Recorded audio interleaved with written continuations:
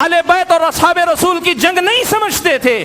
اور یہ ظالم کہتے ہیں آج یہ مسئلہ ہے کہ بہت سارے لوگ ٹی وی پر، چینل پر، یوٹیوب پر، فیس بک پر یہ فتنہ اٹھائے ہوئے ہیں، صحابہ کو آپس میں لڑانے والا بتا کر، آل بیت سے دشمنی کرنے والا بنا کر، بالخصوص حضرت معاویہ رضی اللہ تعالیٰ عنہ کو نشانے پہ لے کر یہ گستاخیوں پہ گستاخیاں کرتے جا رہے ہیں. سبحان اللہ. سنو، تم وقت کے چاہے کتنے بڑے محقق ہو، حضرت ابن عباس سے بڑے تو محقق نہیں ہونا. تم وقت کے کتنے ہی بڑے علامہ ہو، حضرت ابن عباس سے زیادہ قرآن و سنت سمجھنے والے نہیں ہونا. حضرت ابن عباس رضی اللہ تعالیٰ عنہ کا یہ اثر سنو اور یاد رکھو. حضرت ابن عباس رضی اللہ تعالیٰ عنہ میں کہتے ہیں لا تسبوا اصحاب محمد صلی اللہ علیہ وسلم. لوگوں، نبی علیہ الصلوۃ والسلام کے صحابہ میں سے کسی کو بھی برا بھلا مت کہو. نبی علیہ الصلوۃ والسلام کے صحابہ میں سے کسی کو بھی برا بھلا مت کہو. کیوں کہا؟ اس لیے حضرت ابن عباس کہتے ہیں لأن اللہ امرنا بالاستغفار لهم، اللہ تعالیٰ نے ہمیں جو حکم دیا ہے وہ یہی کہ ہم ان کے حق میں صرف مغفرت کی دعا کریں. جب اللہ کا حکم مغفرت کی دعا کرنے کا ہے تو ہم ان کے حق میں اپنی زبان کو غلط طریقے سے نہ کھولیں. یہ کہنے کے بعد حضرت ابن عباس نے جو بات کہی، یہ کون ابن عباس ہیں؟ ترجمان قرآن ہیں. یہ کون ابن عباس ہیں جو اللہ کے نبی صلی اللہ علیہ وسلم کی زبانی قرآن کی سمجھ کی دعا پائے ہوئے ہیں کہ اللہ تعالیٰ نے ان کو قرآن کی سمجھ عطا کی ہوئی. یہ ابن عباس کہتے ہیں لوگوں، اللہ نے جب صحابہ کے حق میں صرف استغفار کرنے کا حکم دیا ہے، اللہ تعالیٰ جانتا تھا کہ یہ صحابہ آگے جا کر لڑیں گے بھی. اللہ تعالیٰ جانتا تھا کہ ان صحابہ میں سے بعض کے درمیان آپس میں لڑائیاں ہوں گی. اس کے باوجود بھی جب اللہ تعالیٰ نے صرف استغفار مانگنے کے لیے کہا ہے تو پھر تمہیں بھی یہ سمجھ لینا چاہیے کہ ان لڑائیوں کو بنیاد بنا کر ان میں سے کسی کو برا بھلا کہنے کی تمہیں کوئی چھوٹ نہیں ہے. یہ حضرت صحابہ کا ایمان ہے، یہ حضرت ابن عباس کا ایمان و عقیدہ ہے جس کی دعوت ہم آج پوری دنیا کو دینا چاہتے ہیں. ابن عباس کہتے ہیں اللہ نے جب استغفار مانگنے کرنے کا حکم دیا سب کے لیے ایک جیسی دعا، تو اللہ تعالیٰ جانتا تھا کہ یہ آپس میں چل کر لڑیں گے. اسی طرح ضحاک ابن مزاحم کا بھی یہ قول ایسا ہی ملتا ہے. وہ بھی یہی کہتے ہیں کہ اللہ تبارک و تعالیٰ نے صحابہ کے بارے میں ہمیں اپنی زبانوں کو روکنے کا حکم دیا، حالانکہ اللہ تعالیٰ کو معلوم تھا پہلے ہی سے کہ ان کے درمیان کچھ مسائل میں اختلاف ہوگا. اس کا مطلب کیا ہوا بھائیو؟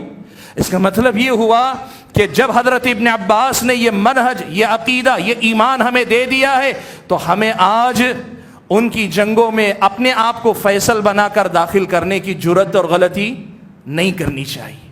صحابہ کے درمیان فیصلہ کرنے والا بن کر اپنے آپ کو داخل نہیں کرنا چاہیے.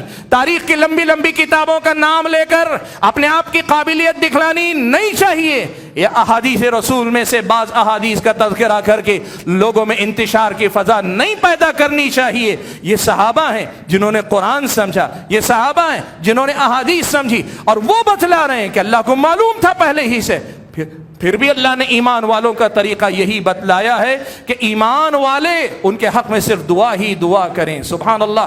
ماں عائشہ صدیقہ رضی اللہ تعالی عنہا کہتی ہیں یہ عجیب معاملہ ہے، اللہ تعالیٰ نے صحابہ کے حق میں استغفار اور دعا کرنے کا حکم دیا، یہ ظالم صحابہ کے حق میں گستاخیاں کرتے ہوئے پھرتے ہیں. حضرت عائشہ کے اس جملے کا مطلب سمجھاتے ہوئے قاضی عیاض رحمۃ اللہ علیہ نے لکھا ہے، کہتے ہیں مصر میں کچھ لوگ تھے جو حضرت معاویہ کو برا بھلا کہتے تھے، شام میں کچھ لوگ تھے جو حضرت علی کو برا بھلا کہتے تھے، اور خوارج کا طبقہ تھا جو دونوں کو برا بھلا کہتا تھا.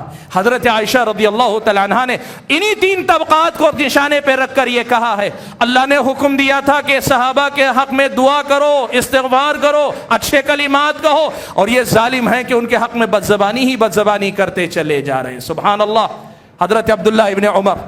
بھائیو دیکھو، ہم یہ کہتے ہیں نا کہ قرآن اور سنت دین ہے، اور قرآن اور سنت کا وہی معنی و مفہوم ہمارا دین ہے جو صحابہ نے سمجھا تھا. دیکھو صحابہ نے کیا سمجھا. حضرت عبداللہ ابن عمر رضی اللہ تعالیٰ عنہما ایک مجلس میں موجود تھے. ایک آدمی آیا، بعض مہاجرین کے بارے میں زبان درازی کرنے لگا، کچھ برا بھلا کہنے لگا.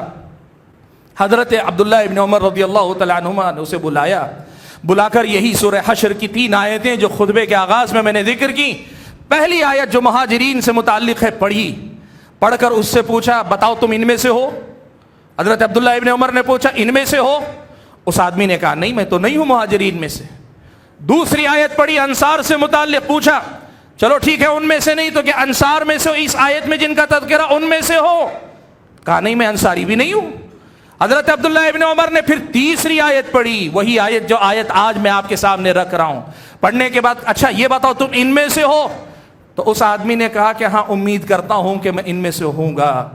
حضرت عبداللہ ابن عمر نے کہا غلط، تو ان میں سے نہیں ہو سکتا، اس لیے کہ تیری زبان صحابہ کے لیے پاک نہیں ہے۔ ان میں سے ہونے کے لیے ضروری ہے کہ تیرا دل صاف ہو اور تیری زبان کھلے تو صرف استغفار کے لیے کھلے۔ جب تیری زبان صرف استغفار کے لیے نہ کھل کر اعتراضات کے لیے کھلتی ہے تو ان میں سے بھی نہیں ہے۔ اور اس کا مطلب یہ ہوا بھائیو، ایمان والوں کے ان تینوں طبقات میں سے نہیں تو پھر تمہارا ٹھکانہ کہاں ہے خود طے کر لو۔ سبحان اللہ، یہ صحابہ کا منہج ہے۔ صحابہ بتلا رہے ہیں کہ ہم اور آپ کو کیسے ایمان اور عقیدے والا ہونا چاہیے۔ بھائیو میں آپ کو بتاؤں، حضرت عمر ابن عبدالعزیز رحمۃ اللہ علیہ، آپ جانتے ہیں حضرت عمر ابن عبدالعزیز رحمۃ اللہ علیہ کے مقام اور مرتبے کو۔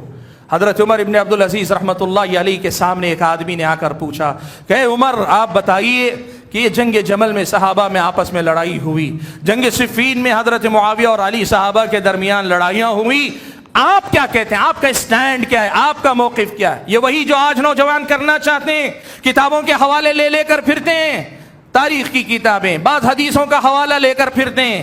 حضرت عمر ابن عبدالعزیز تو جانتے متفق علیہ امام ہیں، ان سے لوگوں نے پوچھا آپ کا اسٹینڈ کیا ہے؟ سبحان اللہ، دیکھو ایمان والوں کا طریقہ کیا ہوتا ہے، صحابہ سے سیکھو، سلف صالحین سے سیکھو۔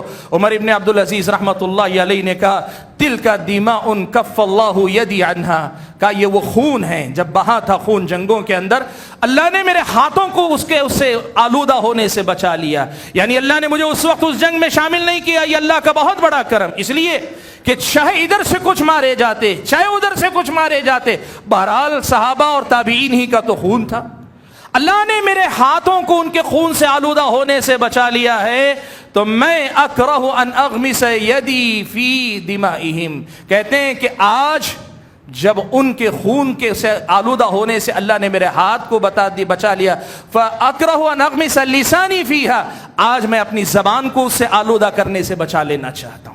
مطلب یہ ہوا کہ اللہ نے اگر اس دور میں اس جنگ میں ہمیں نہیں رکھا تھا تو اللہ کا کرم تھا ہم پر، یہ اللہ کا کرم تھا کہ اللہ نے اس وقت ہمیں بچائے رکھا، وہ جو واقعات ہوئے ان سے ہمیں بچائے رکھا۔